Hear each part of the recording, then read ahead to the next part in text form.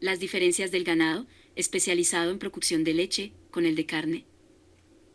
Al dividir al ganado bovino en dos grupos, tendríamos por una parte al ganado que fue mejorado genéticamente para producir leche y el otro para producir carne.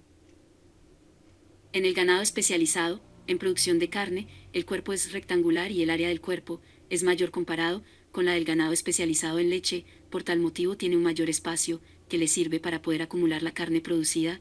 El ganado especializado en producción de leche presenta un cuerpo de forma triangular, presenta ubres grandes y es poseedor de poca musculatura.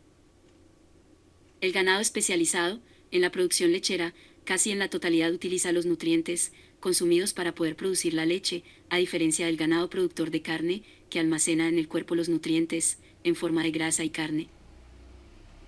En la conformación ósea de ambos ganados, el ganado lechero es poseedor de huesos delgados y el cuero es fino, por lo que se pueden observar angulosos y flacos. En cambio, el ganado productor de carne presenta un cuero más grueso, al igual que los huesos, presenta buena acumulación de grasa, de tal forma que fenotípicamente se observan bovinos, curvilíneos y robustos. Producción de leche.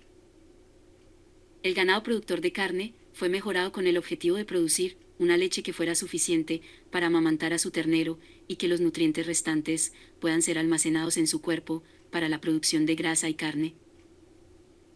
El ganado especializado en la producción de leche fue mejorado genotípicamente para que fenotípicamente la ubre fuera más grande, lo que a simple vista denota un potencial grande para la producción de leche, más de lo que necesita para desarrollar de forma óptima al ternero.